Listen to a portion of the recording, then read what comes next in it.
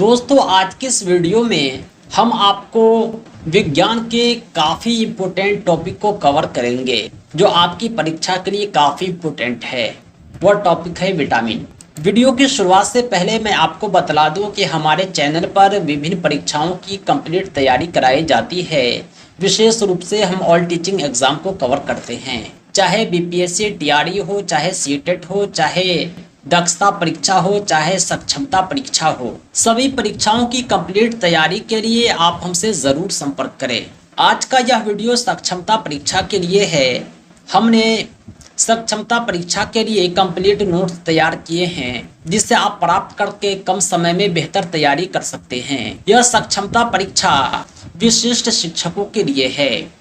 जो शिक्षक TET CTET qualify हैं, दक्षता उत्तीर्ण हैं, उन्हें इस परीक्षा में सम्मिलित होने का अवसर दिया जाएगा। इस परीक्षा को पास करने के बाद उन्हें राजकर्मी का दर्जा मिलेगा। वे जिला कैडर के शिक्षक कहलाएंगे। उन्हें स्थानांतरण की सुविधा मिलेगी और बहुत सारी सुविधाएं जो बीपीएससी टीचर को दी जा रही है वह विशिष्ट शिक्षक को भी मिलेगा। तो इस सक्षमता परीक्षा का अगर आप कंप्लीट नोट चाहते हैं, चाहे पीडीएफ या प्रिंटेड, तो आप हमसे ज़रूर संपर्क करें। हमारा संपर्क सूत्र है 7631314948। इस नंबर पर आप कॉल भी कर सकते हैं, व्हाट्सएप भी। हमारे पीडीएफ नोट्स आपके व्हाट्सएप पर और प्रिंटेड बाय पोस्ट भेजे जाते हैं। दोस्तों हमारे नोट्स में live classes, suggested videos, weekly test सब कुछ इंक्लूड है। हमारे नोट्स आपकी सफलता के लिए सफिशिएंट है। तो आइए हम शुरू करते हैं टॉपिक की। ये जो टॉपिक है, ये जो वीडियो है, ये हमारे नोट्स का ही एक पार्ट है। हमारे नोट्स में आपको सारे टॉपिक इंक्लूड मिलेंगे। आइए हम शुरू करते हैं। सबसे पहले हम जानते हैं विटामिन क्या है। दोस्तों हमारे शरीर को बहुत सारे पोषक तत्वों की आवश्यकता होती है। कार्बोहाइड्रेट, विटामिन, प्रोटीन, वसा, सभी पोषक तत्व हमारे शरीर के लिए आवश्यक है। उनमें एक विटामिन भी है। विटामिन जो होता है यह सभी जीवों के लिए अल्प मात्रा में आवश्यक होता है। रासायनिक रूप से ये विटामिन जो होते हैं कार्बनिक यौगिक होते हैं। इस कार्बनिक यौगिक को ही विटामिन कहा जाता है जो शरीर द्वारा पर्याप्त मात्रा में स्वयं उत्पन्न नहीं किया जा सकता बल्कि भोजन के रूप में लेना आवश्यक है। यानी हमारे शरीर में कोई ऐसी ग्रंथि नहीं है जो विटामिन उत्पन्न करती हो, लेकिन हम भोजन के रूप में विटामिन को लेकर अपनी आवश्यकता की पूर्ति करते हैं। अगर हमारे शरीर को विटामिन की कमी हो जाती है तो हम कई बीमारी से ग्रसित हो जाते हैं। इसकी चर्चा हम आगे भी करेंगे। हम पढ़ रहे हैं विटामिन को, तो आइए हम विटामिन के बारे में कुछ नॉलेज गेन करते हैं। ये जो विटामिन है इसके जनक फंक हैं। सन 1912 ईस्वी में कासिमिर फंक ने विटामिन की खोज की। यानी विटामिन के जनक हो गए कासिमिर फंक। विटामिन का खोजकर्ता कौन है? फंक। विटामिन का खोज किसने किया? तो फंक ने किया। इस तरह के प्रश्न आपको घुमा घुमा कर पूछे जा सकते हैं। अब हम जानते हैं विटामिन के प्रकार। विटामिन कई प्रकार के होते हैं जिनमें vitamin A, vitamin B, vitamin C, vitamin D, vitamin E और विटामिन के काफ़ी प्रचलित है। विटामिन बी भी कई प्रकार के होते हैं, इसके बारे में भी हम आगे जानेंगे। मेनली देखा जाए तो विटामिन दो प्रकार के होते हैं। एक वसा में घुल जाते हैं, दूसरा पानी में घुल जाते हैं। यानी वसा में घुलनशील विटामिन, दूसरा पानी में घुलनशील विटामिन। हम बात करें वसा में घुलनशील विटामिन की तो विटामिन ए, डी, ई के ये वसा में घुलनशील विटामिन हैं।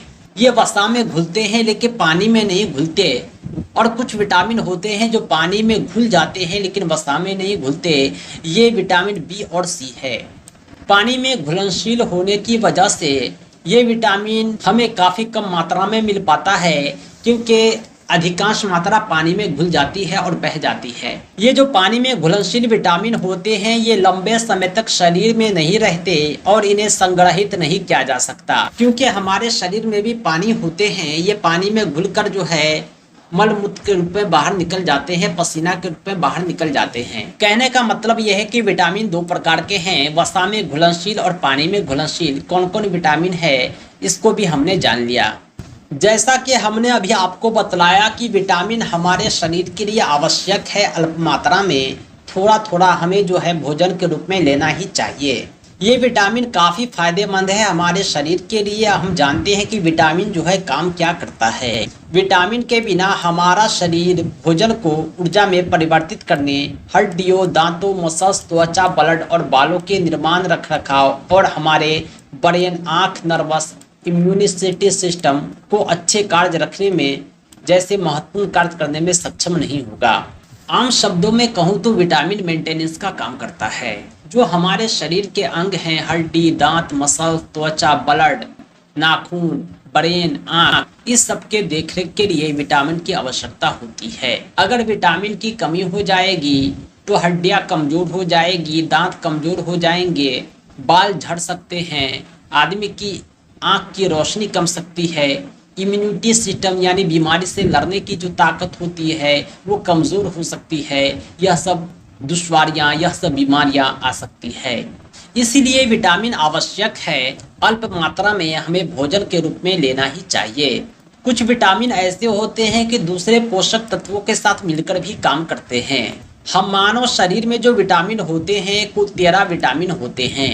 A, B, C, D, E, K ये तो विटामिन हो गए इम्पोर्टेंट 6 विटामिन, और विटामिन बी के भी पार्ट होते हैं, B1, B2, B3, इसी तरह कुल 13 विटामिन होते हैं। सभी के बारे में हम आगे जानेंगे इसी वीडियो में। मैंने कहा कि विटामिन हमें अल्प मात्रा में भोजन के रूप में लेना चाहिए।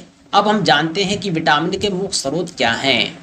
विटामिन के जो मुख्य स्रोत हैं वे खास तौर से दूध, अंडा, मछली, हरे और पीले रंग की सब्जियों में पाए जाते हैं। यानी नॉन वेजिटेरियन के लिए अंडा और मछली विटामिन के प्रमुख स्रोत हैं, और वेजिटेरियन के लिए दूध, हरी सब्जी विटामिन के प्रमुख स्रोत हैं। दोस्तों, अब सवाल ये उठता है कि हमारे शरीर में विटामिन कहाँ पर पाया जाता है। दोस्तों, कोई भी डिवाइस में एक स्टोरेज होता है। आप जनरेटर को देख लीजिए, उसको चलाने के लिए तेल की आवश्यकता होती है, तो एक स्टोरेज होता है, उसमें टंकी होता है जिसमें हम तेल जमा रखते हैं। बाइक हो चाहे कोई भी गाड़ी हो, कोई भी इंजन हो, उसमें एक स्टोरेज होता है जिसमें हम ईंधन जमा करके रखते हैं। हमारे शरीर के लिए भी विटामिन जो है एक ईंधन है। अल्प मात्रा में इसकी आवश्यकता पड़ती रहती है।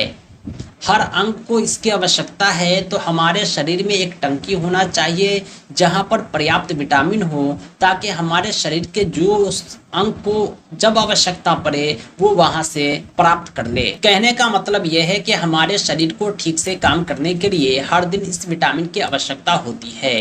तो क्या हम विटामिन युक्त खाद्य पदार्थ हर दिन खाएं? नहीं, ऐसा नहीं है। हमें हर दिन विटामिन युक्त खाद्य पदार्थ खाने की आवश्यकता नहीं है, क्योंकि हम जो खाद्य पदार्थ खाते हैं विटामिन युक्त, हमारा शरीर उसे स्टोर करके रखता है। अगर हमारे शरीर को तुरंत विटामिन की आवश्यकता नहीं है तो ये स्टोर है, जब आवश्यकता होगी भविष्य में तो इसका उपयोग हो जाएगा। ये जो विटामिन है यकृत यानी लीवर और फैटी ऊतकों में संग्रहित होता है। यह एक स्टोरेज है, विटामिन का स्टोर है। शरीर को जब आवश्यकता पड़ती है वे यहाँ से प्राप्त करते हैं। विटामिन सभी अपनी जगह इम्पोर्टेंट है, लेकिन सबसे महत्वपूर्ण विटामिन जिसकी आवश्यकता काफ़ी ज़्यादा पड़ती है उसके बारे में हम जानते हैं। दोस्तों, यह विटामिन सी है, जिसे सबसे महत्वपूर्ण और सबसे मजबूत विटामिन कहा जाता है, क्योंकि यह विटामिन जो है इम्यूनिटी बढ़ाता है, क्योंकि इसमें एंटीऑक्सीडेंट्स पाया जाता है। इम्यूनिटी का मतलब ये होता है कि बीमारी से लड़ने की कैपेसिटी पैदा करता है। विटामिन सी इसलिए भी इम्पोर्टेंट है कि यह पानी में घुलनशील विटामिन है। हम जो सब्जी लाते हैं तो उसे पकाने से पहले धोते हैं, वो पानी में बह जाता है और हम सब्जी खा लेते हैं, फिर भी हमें विटामिन सी नहीं मिलता। इसलिए कहा जाता है कि बेहतर यह है कि आप खाना बनाने से पहले जब सब्जी धोएं तो काट कर धोने के बजाय धोकर काटें। जब आप सब्जी को काटेंगे फिर धोएंगे तो सारा विटामिन पानी में घुलकर बह जाएगा और आपको विटामिन प्राप्त नहीं हो सकेगा। विटामिन सी नींबू, आंवला में भी पाए जाते हैं। इसके काफ़ी फायदे हैं। इसके उपयोग से आप में इम्यूनिटी भी बढ़ेगा और कई बीमारी से आप बच भी पाएंगे, विशेष रूप से दांत की बीमारी से और हड्डी की बीमारी से। दोस्तों, अब हम जानेंगे प्रमुख विटामिन के बारे में मैंने आपको बताया कि विटामिन कई प्रकार के होते हैं। वो विटामिन कौन कौन है, उसका नाम क्या है। सभी विटामिन का अपना एक नाम होता है, रासायनिक नाम होता है, हम उसे भी जानेंगे। साथ ही साथ हम आपको यह भी बतलाएंगे कि इस विटामिन की खोज कब हुई। सबसे पहले विटामिन की खोज 1912 में फंक ने किया था, लेकिन विटामिन कई प्रकार के होते हैं, सभी विटामिन की खोज अलग अलग हुई है। आइए हम एक एक करके जानते हैं।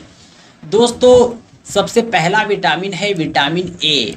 विटामिन ए का रासायनिक नाम रेटिनॉल है। 1913 में इसकी खोज हुई है।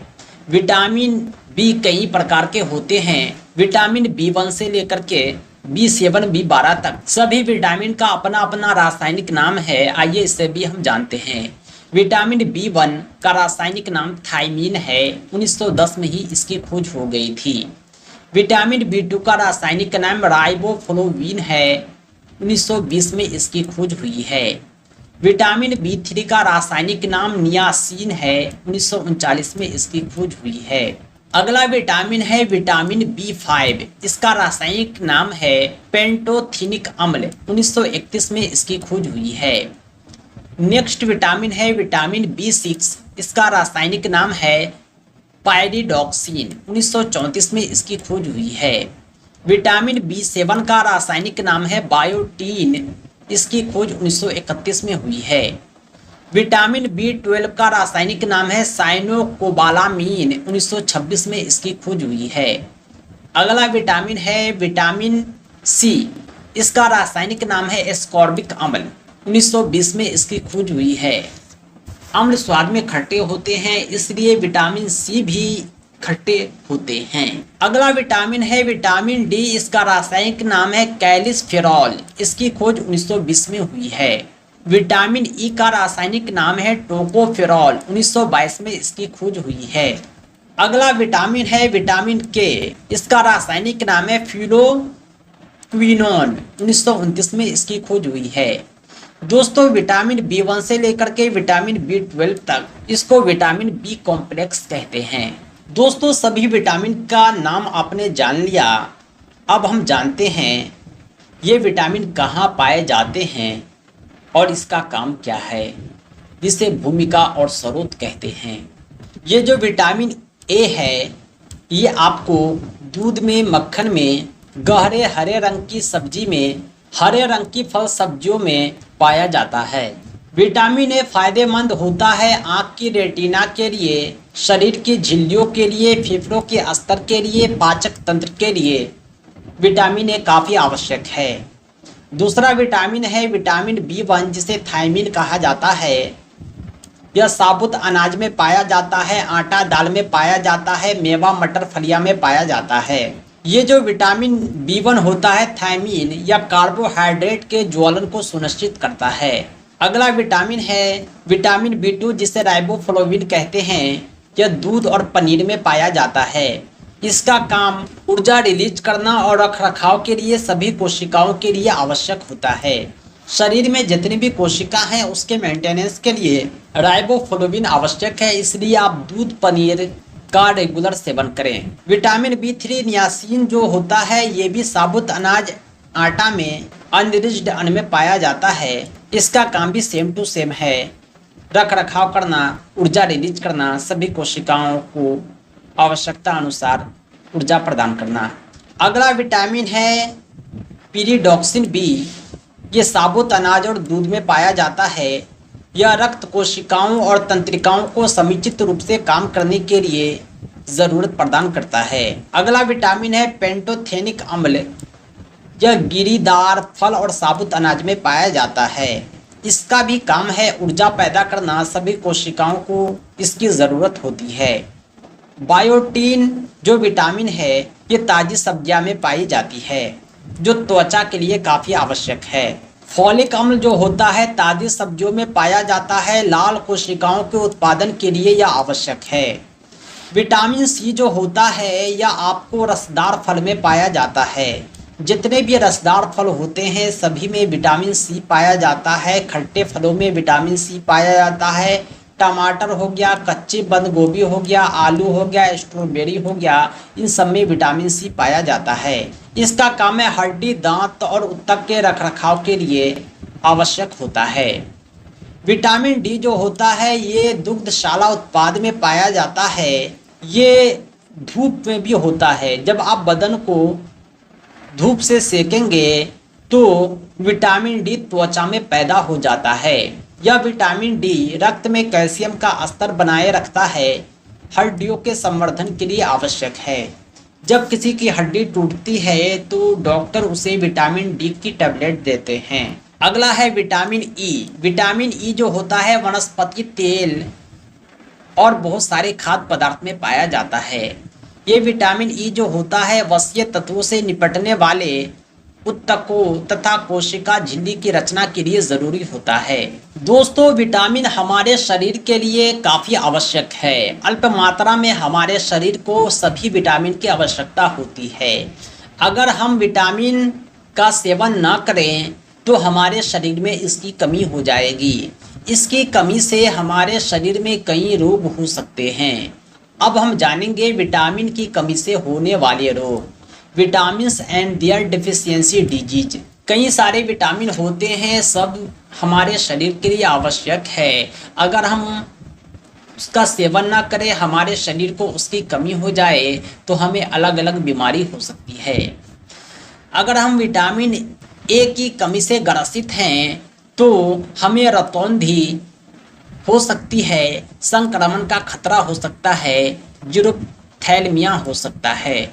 क्योंकि विटामिन ए आपके रखरखाव के लिए आवश्यक है, ऊपर हमने देखा, इसलिए विटामिन ए की कमी से रतौंधी हो सकता है जो आँख की बीमारी है। विटामिन बी1 की कमी से होने वाली बीमारी बेरी है। विटामिन बी2 की कमी से होने वाली बीमारी त्वचा का फटना, आँखों का लाल होना है।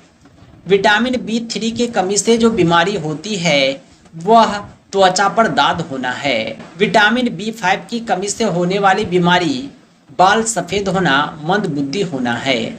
बाल सफ़ेद है, मंदबुद्धि है, यानी विटामिन बी5 की कमी है। विटामिन बी6 की कमी से एनीमिया और त्वचा रोग हो जाता है। विटामिन बी7 की कमी से लकवा, शरीर में दर्द, बालों का गिरना होता है। एनीमिया और पेचिश का प्रॉब्लम है तो विटामिन बी11 की कमी है। विटामिन सी की कमी से एनीमिया, पांडु रोग होता है। दांत की बीमारी, हड्डी की बीमारी, ये सब विटामिन सी की कमी से हो जाता है। खून की कमी, विटामिन डी की कमी से डिकेटस हो जाता है, ऑस्टियोमैलेशिया हो जाता है। विटामिन ई की कमी है तो जनन शक्ति कम हो जाती है, सेक्स पावर कम जाता है। विटामिन के की कमी से रक्त का थक्का नहीं बनता है। जब आपका शरीर कहीं कट जाता है तो खून बहने लगता है। आपने गौर किया होगा कि वो खून कुछ देर बाद जम जाता है, जिसे थक्का बनना कहते हैं। जब आप उसे कुछ देर दाबते हैं, पट्टी से बांध देते हैं तो वहाँ पर खून बहना रुक जाता है। अगर विटामिन ए की कमी रहेगी तो खून बहना कभी नहीं रुकेगा, खून हमेशा बहता ही रहेगा। यानी हमारे शरीर में विटामिन ए आवश्यक है ताकि दुर्भाग्यवश कभी कट जाए, फट जाए तो रक्त थक्का बन जाए। दोस्तों, ये थे विज्ञान के काफ़ी इम्पोर्टेंट टॉपिक विटामिन। इसी तरह हम दूसरे टॉपिक को नेक्स्ट वीडियो में कवर करेंगे।